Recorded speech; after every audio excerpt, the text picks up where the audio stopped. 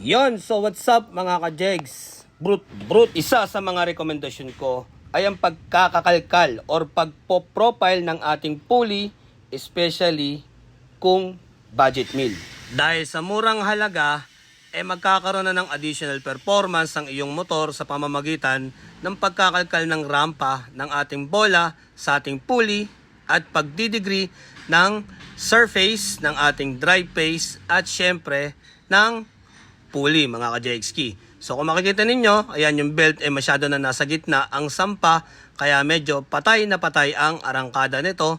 Kaya naman naayusin natin yung degree at i-degree natin ang surface ng ating pulley at drive face. So kung mapapansin niyo, ang stock degree ng ating pulley ay nasa 14.6 something or 15 mga ka-JXK, no? Medyo upod na to kaya hindi magiging accurate yung degree. So 14.6 at gagawin po natin 13.8 yan kapag ka Honda. Kapag ka sa Yamaha naman ay 13.5. Ang isa sa advantage ng ating pagdidegree or pagkakalkal ng pulley ay natatanggal natin yung dimple or yung warp or yung hindi pagkakapantay ng surface ng ating pulley, kaya nagkakaroon ito ng drop power or low RPM dahil nga hindi napantay yung ating pulley. Kung mapapansin niyo ito, hindi tutuloy yan dahil bandang gitna medyo lubog na yung pulley. Kaya habulin po natin yan para mapantay mga ka-JXK. Kung mapapansin nyo, nagsimula ulit tayo sa dulo at hindi na naman tumagos bandang gitna. So kailangan natin matagos yan mga ka-JXK para mapantay ang degree ng pulley or yung surface ng ating pulley at ng drive face.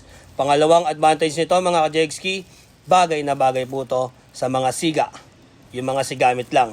Kasi di hamak na mas matibay talaga yung stock pulley ninyo kapag ka ipapaprofile ninyo or ipapadegree ninyo or ipapakalkal ninyo mga ka-JXK.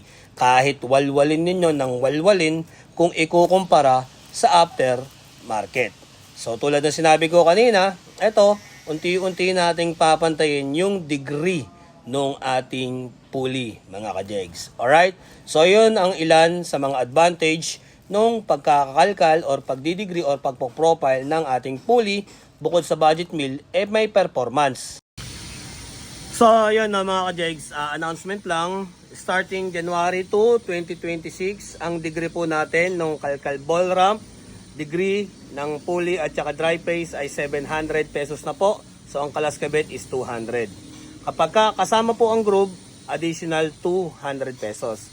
Pero yung groove lang po natin, kung groove lang, kung dadali mo lang yung bell, 200 pesos. Pagkakalasin, 100. So meaning to say, kapag sinabay-sabay mo po lahat, kalkal pulley, kalkal flyball, ramp, drive face, and then groove, nakakalaga po ito ng 900 plus kalaskabit na 200 pesos sa labor.